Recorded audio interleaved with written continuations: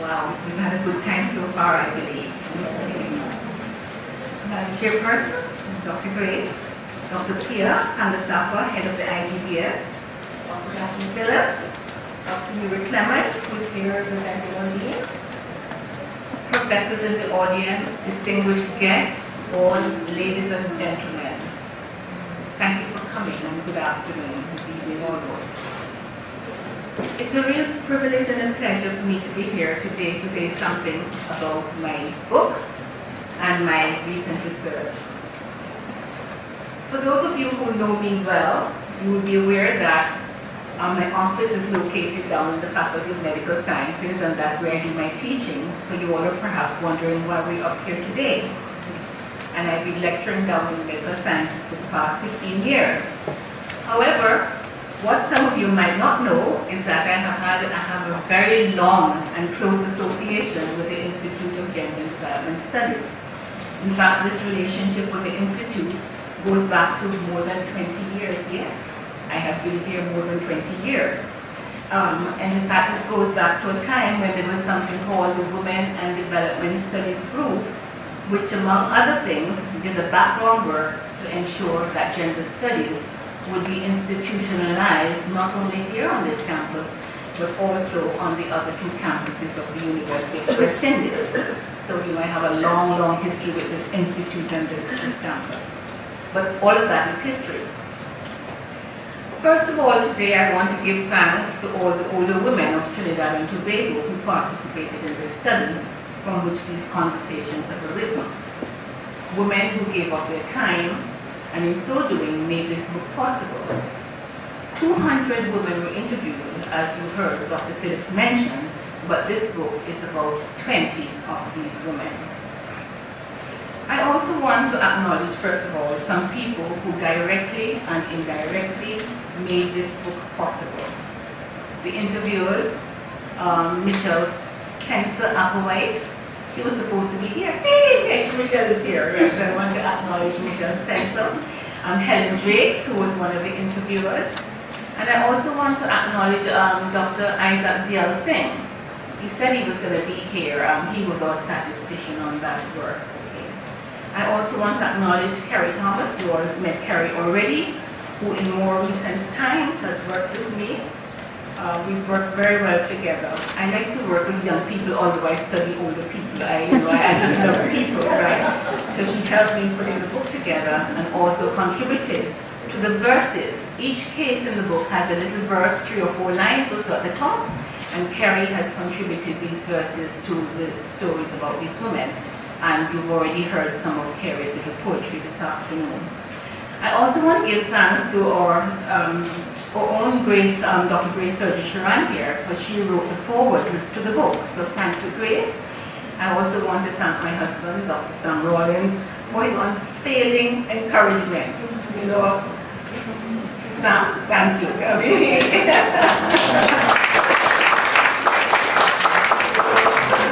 Sam just allows me to do whatever I want, whenever I want, most of the time. Yeah, it's a really good husband.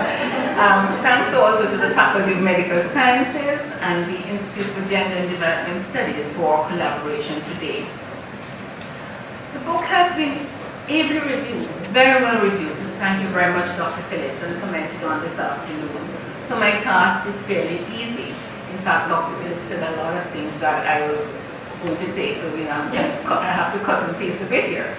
The book is actually a part of a larger piece of ongoing work. This book is about conversations, and it is about women who are 60 years and over.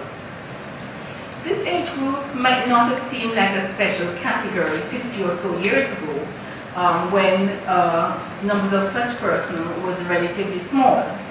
But today, people 60 years and older are far more significant demographically. They represent 12% of the persons for TMT, 13% of the population of Barbados, and 11% of those in Jamaica. And in the Caribbean, of course, more than 50% of all of the older people will be women. We are a little bit more than the men. Within the region, those 60 years and older, or senior citizens as we might say, are not only a significant demographic force, but they're a force to be reckoned with socially and economically. So, you know, they're not all poor and they're not all sick, as we've heard some of this already. But of course, naturally, it's not all perfect for those who are 60 years and older. Older women are sometimes misrepresented in society, sometimes abused, while others are sometimes treated as if invisible. However, older women have a lot to say. They have a lot to say, and you've heard some already of what they had to say. As a group, though, we rarely hear their voices publicly. So, you know, you have to go and meet them where they are, so to speak, to get their whole story. However, when we have conversations with older women, the conversations are never only about themselves. Never about themselves alone. Because older women are concerned about all the members of their family, their spouse, their children, grandchildren, the neighbors' children. They're concerned with everybody and everything that's going on. However, because we cannot cover it all this evening, I'm going to look at a few of the issues which were of the greatest concern to these older women. And you know, as I was preparing this, I had a long speech. And then when I heard that Dr. Phillips was going to speak for a fairly long time, I cut mine back a little bit. And then this afternoon, because I didn't want to hold you all up too much, I cut it back some more. All right? During my cut, because you're going to buy the books, you know, so you'll get it all there. So, you know, that's the trade-off. During my conversations with these older women, they mentioned, among other things, concerns about family members and the support they did or did not receive from them. Loneliness. Loneliness is still a problem out there.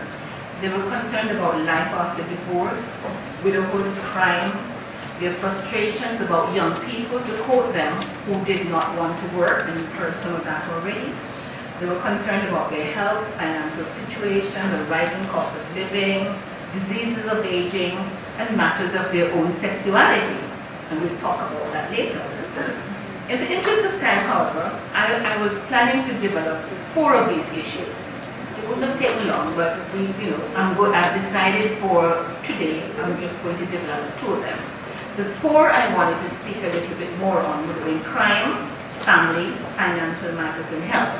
But I'm going to speak of crime first of all, because you've heard some of that with Dr. Phillips, but it was really very important. My conversations with older women revealed that crime was a major concern. The crime situation had escalated significantly in the decade prior to 2006, and older women therefore had every reason to be concerned, perhaps even more so than the rest of us. Crime was seen as the #1 concern for 59% of the women, and I'm not just speaking about the 20 women. When I speak here, I'm speaking about the 200 women, okay? So Dr. Phillips developed and spoke of the 20, and I'm speaking of the 20 plus the other 180. So crime was the most important thing for 59% of these women. In an earlier study, and this earlier study, which we had done, I'd done with my colleagues Ramdat, Simeon, and Chedi in 2002, none of the older persons had complained about crime in the society as a significant issue. And that was a huge study. It was a nationwide study. It was a representative sample. And none of them had mentioned crime. The women and men interviewed then did not even complain of anything which we could extrapolate to suggest that they were experiencing fear of criminal activity. However, by 2006, when this study was done, crime was the main concern of these older persons.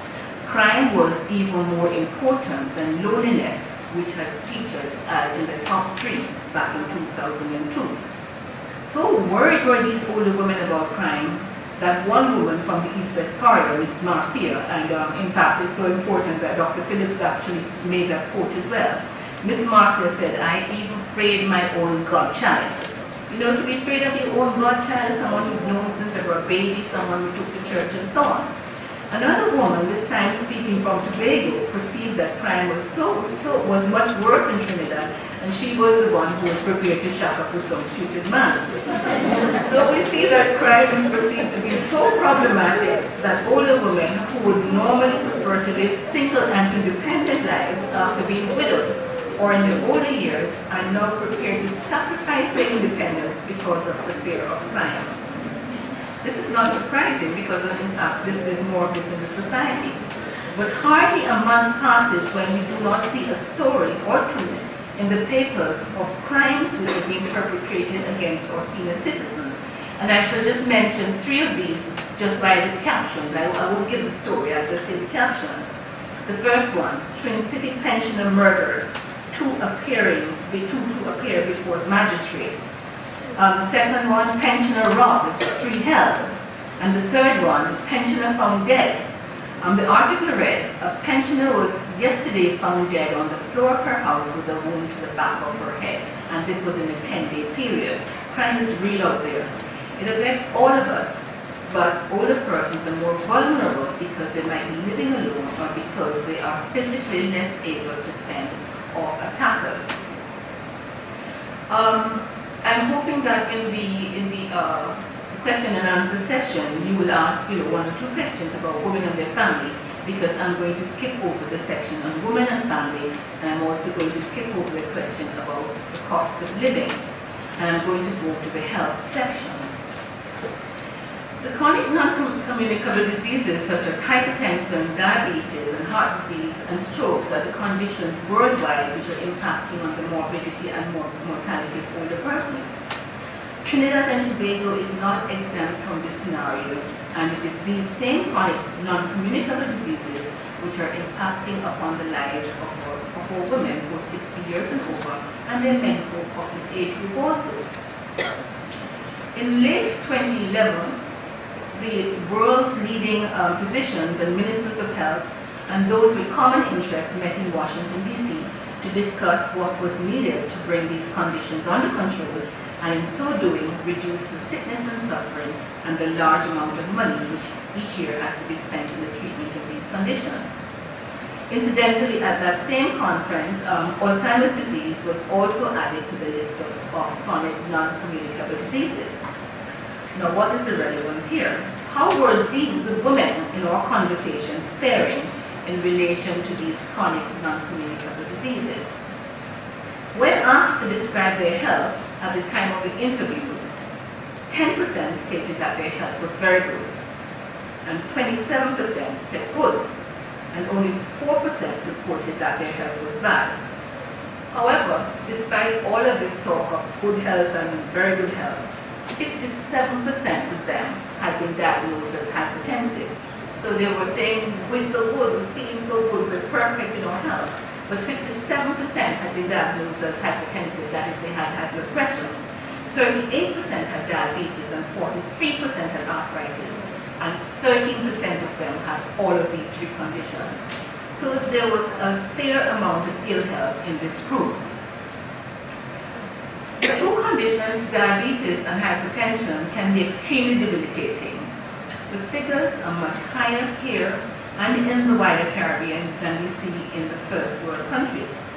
These conditions are for the most part lifestyle diseases, and it is clear that much more needs to be done by these women and their families earlier in their life to reduce their risk to these conditions. I have to say a little word about Alzheimer's disease, right? Because I'm an executive member of the Alzheimer's Disease Association of TNT, which provides support to patients with Alzheimer's and support to their family and caregivers, I need to say something about this. As I mentioned earlier, Alzheimer's disease has now been given full recognition as a chronic non-communicable disease. This recognition has many positive implications. Alzheimer's disease is essentially a condition of older age. We said that life expectancy is increasing, and we will therefore see more Alzheimer's disease in our society and the world. Alzheimer's disease was a feature of some of the older women we spoke to, not so much themselves, but the people they were caring for. Alzheimer's requires a lot of work for the caregivers. Those who have not been close to it have difficulty understanding the condition. It has many stages and takes many forms. It is a complex condition which is not short-term, in fact it is progressive. And you will all see from the program that $20 from whatever we sell the books for will go to the Alzheimer's Association. Now that PARCO has given such recognition to the Alzheimer's disease, I hope that this will help to remove the stigma and discrimination which are attached to the condition.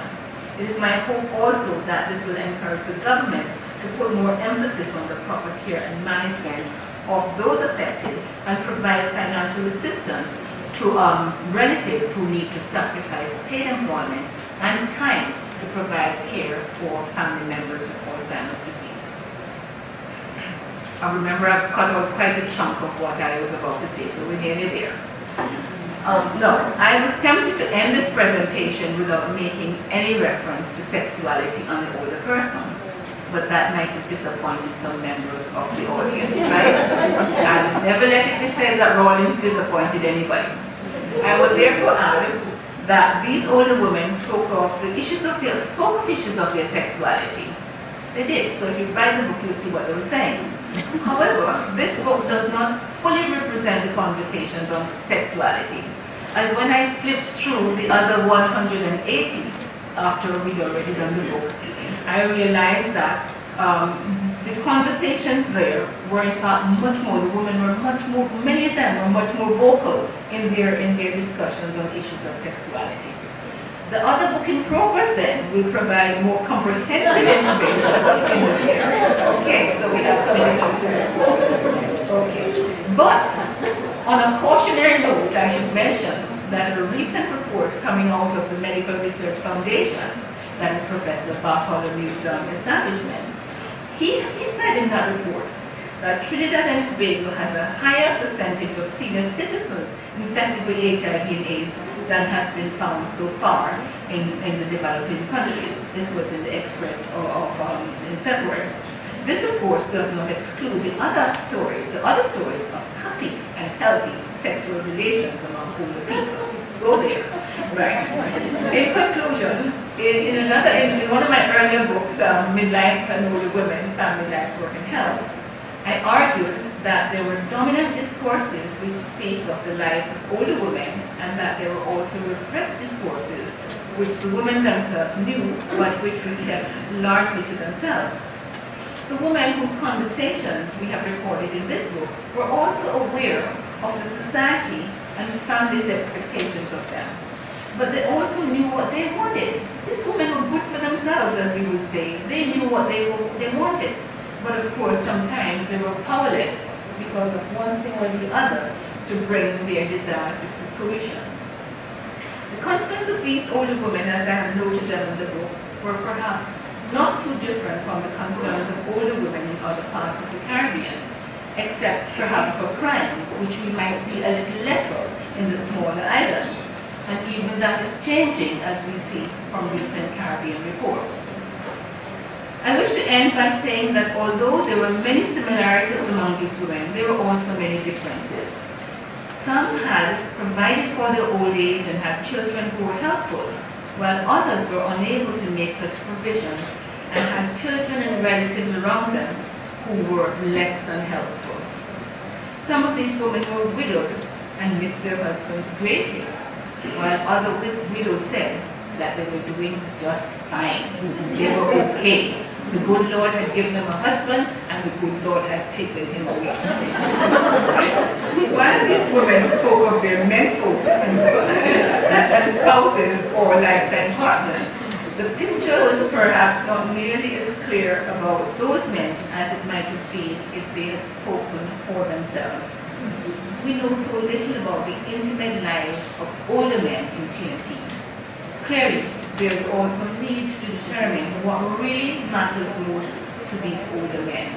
That research needs to be done so that in time we can come back here on a nice evening like this, and we can have from that research, we can do another little book on conversations with and about men, older men. I think that would be a laudable